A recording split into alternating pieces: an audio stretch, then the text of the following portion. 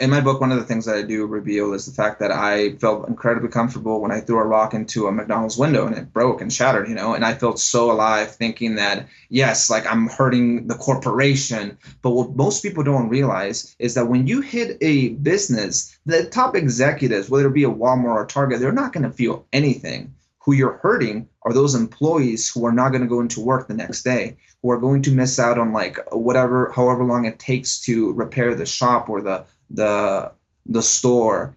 Welcome to Office Hours. I'm Georgia Howe with the Daily Wire. Today, we sit down with former member of Antifa and author of Behind the Black Mask, My Time as an Antifa Activist, Gabriel Nadales. Gabriel's newly released PragerU video is titled I Used to Be Antifa, where he walks us through what led him to join the infamous group, as well as the thinkers that changed his life and turned him toward conservatism. If you haven't seen his video yet, you can find a link to it in the description below. Let's jump right in.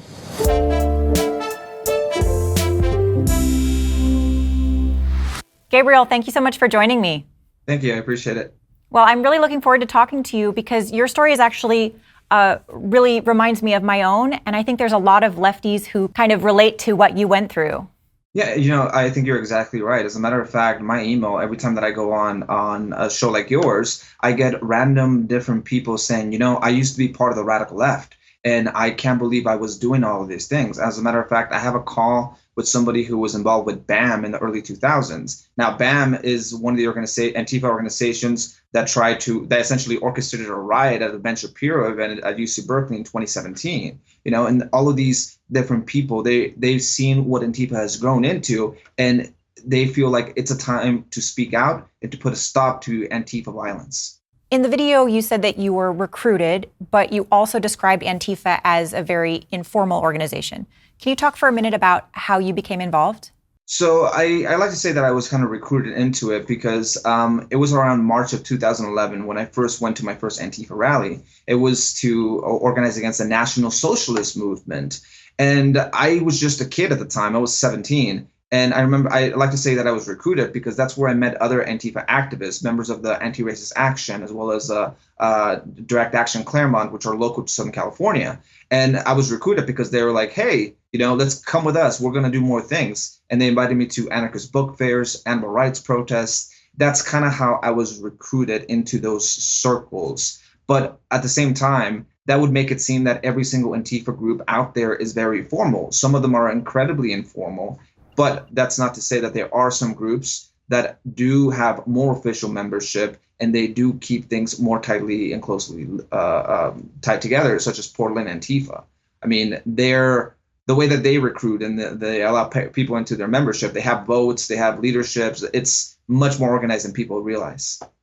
That's really interesting because the way you describe Antifa, it sounds like a very grassroots organization. But I imagine there were probably centralized places where you'd be receiving your information from. So, for example, like how would you find out about protests that were coming up? The interesting thing is that people ignore the anarchist history in the United States. And since the early 1900s, there's been anarchist groups, a lot of them foreigners from Spain or from different places, coming to America and causing chaos, essentially. I'm very familiar with the Los Angeles and the Southern California anarchist culture because that's kind of where my roots began as being part of the anarchist culture. I know that in San Pedro, California, there's actually, and I talk a little bit about this in my book, where there's a monument to the IWW. Well, the IWW is still a workers' union that's active internationally today. Well, they have a rich history of anarchists and communists coming together to organize, and specifically in Los Angeles. And those establishments, they create a safe harbor for Antifa-type groups today. But not only that, there's also different communist or anarchist bookshops all throughout the country. There's one in San Diego. There's Revolution Books, again, in Berkeley, which I'm very familiar with. And in Seattle, I'm sure there's a bunch. These little hubs are like centers for Antifa meetups and other anarchists who are friendly to the Antifa mission. How would you describe the average Antifa member in terms of demographic?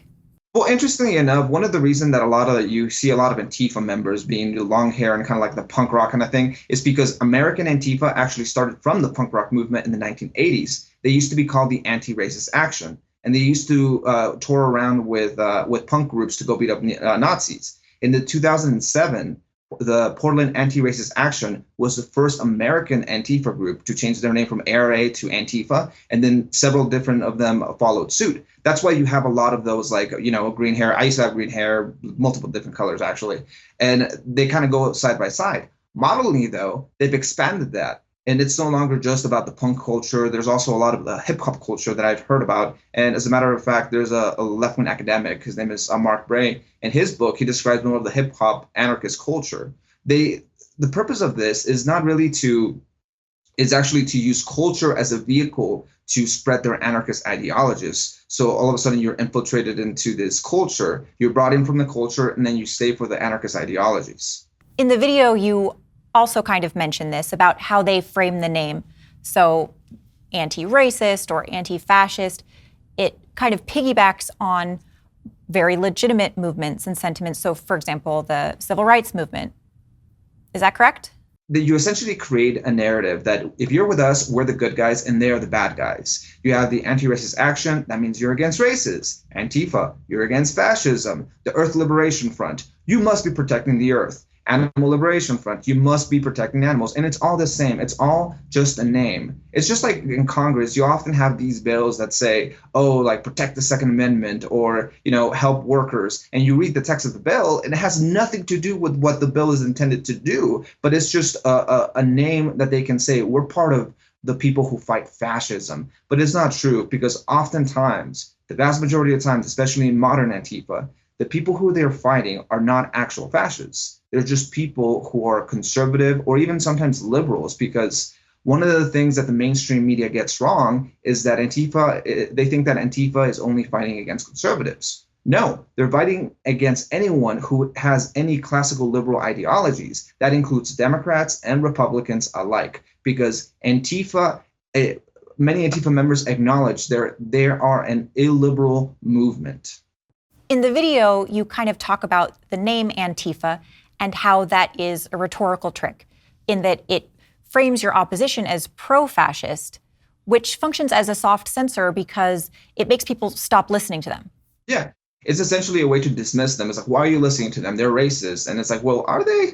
The vast majority of the time, these people who they're accusing of being racist, they're not. I mean, I caught a clip on MSNBC. I guess it was somebody from the Biden administration who said, we have to remember what Antifa is. They're fighting fascism. And if you're not pro-Antifa, then you're a fascist. And it's like, no, that is one of the most simple logic that you can do. You could just say that with absolutely anything, but the proof is in the details. And every time that you have Antifa violence, they're not fighting actual fascists. They're just fighting regular Americans. In the video, you talk about some pretty destructive behavior. I want to take a look at that for a second. The fight against fascism is only won when the capitalist system is smashed. And they mean smashed. Breaking windows, tearing down statues, throwing Molotov cocktails, looting and burning businesses, and harassing and physically assaulting people. Was there ever a time when you were participating in these Antifa events that you looked around and you felt uncomfortable with what was going on? Like, this is wrong? Something, I always talk about this experience, specifically in Pomona, California. There was 3 other people involved, and I was right in front of this. One of my friends was getting arrested, and then 2 people who were right in front of me, they looked around and they saw no other cops. One of them went up to them, it pushed them, the other guy punched them and helped my friend out to come back into the Black Bloc, which is essentially how we get away from arrest. At the time, I remember thinking, wow, that is so cool. We're actually fighting the police. And now looking back, I'm like, I can't believe I was a part of that group who would just hurt an individual. Because, I mean, my friend deserved to get arrested. He was essentially trying to create a riot. But nonetheless, we are very groupish. When you're Antifa, you're a groupish organization or a movement. You take care of your own, and anybody who tries to criticize you, they are the enemy. Well, I'm also thinking about the private businesses that were destroyed and how that affects the regular, everyday, totally uninvolved people. How did you feel about that? in my book, one of the things that I do reveal is the fact that I felt incredibly comfortable when I threw a rock into a McDonald's window and it broke and shattered, and I felt so alive thinking that, yes, like I'm hurting the corporation. But what most people don't realize is that when you hit a business, the top executives, whether it be a Walmart or Target, they're not going to feel anything. Who you're hurting are those employees who are not going to go into work the next day, who are going to miss out on like however long it takes to repair the shop or the store, whether it be a week. I mean, and I believe it was in Seattle, they just opened their Apple store. Apple doesn't really care about that. But it was several months where people just did not have a paycheck. And especially under a pandemic where you have all these tyrannical governors who are just shutting down everything, people need a job. And Antifa is not helping by burning down their sources of living. So in the video, it sounded like you had a pretty dramatic change in point of view. Let's take a look at that, and then I want to ask you a question about it. Joining Antifa was the worst decision of my life. How did I get out of it? Like anyone who gets out of something bad, I encountered something good. The very system that I had sought to destroy, friends, people who turned out to be my real friends, pointed me to challenging thinkers like Milton Friedman, Thomas Sowell, and Ben Shapiro, and eventually organizations like the Leadership Institute and PragerU. What they said just made sense and offered me a better way to live. Antifa and the radical left did not care about building a better society. They cared about control. They could only offer me more anger, bitterness, and unhappiness. And was that an overnight change, or was it more of a slow evolution? And were there experiences along the way that made you start questioning the narratives of the left? There's two different transitions that I really had. One of them was an overnight thing that I can really talk about, which is my circle of friends. The other one, though, was my ideological conversion. When it comes to my ideology, it was a very slow transition. I'm going to try to make this story about like my overnight transition where I, as best as possibly can, because it's a little crude, I will have to say.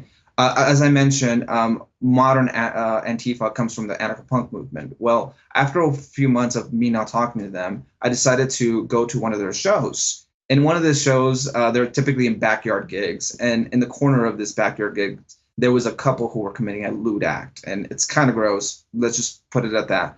Well, the owner of the house got involved, and then everybody was just kind of thinking, like, well, what do you expect? Well, and then I saw one of my friends going up to the guy and trying to calm the situation. And I ran up to this guy. I'm telling my friend, like, don't get involved. We're not in the right. Let's just leave this alone.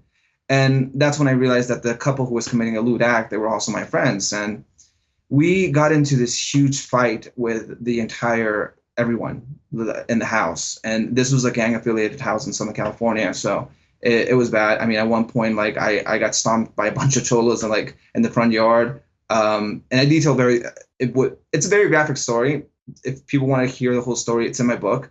I don't really want to say it on the media. But I remember that at the end of that, there were so many people battered, and I just looked around and once we regrouped somewhere else, that I just thought to myself, I don't want to be with these people, because these type of people attract a lifestyle that I did not want to be a part of.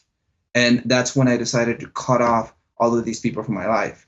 Not to say that that's what made me a conservative, because I was still a liberal leftist from thereafter, but that's the day or the night that I decided that I wanted nothing to do with these people at all. I think there's a sense that when we're in this like left-wing soup where everyone around you is left-wing, you're kind of taught that to even listen to the other side makes you complicit in their evil, and it makes you kind of shut your ears and not ever be open to hearing what conservatives have to say.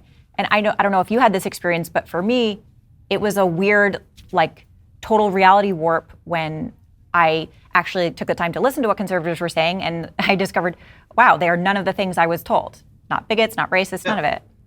No, I mean, I had the exact same thing. I talk about in my book how I was introduced to Milton Friedman and Thomas Sowell, and I found them great, but at the same time, I wanted to discuss them. And I say, for being an anarchist at the time, that was the very first time that I was called a capitalist pig, just for asking questions of my friends. All of a sudden, I became this enemy because I didn't agree with what they had to say, or not even agreed with them or disagreed with them. I just had questions. I saw holes that I wanted to get more information about. but I became their ideological enemy in those conversations.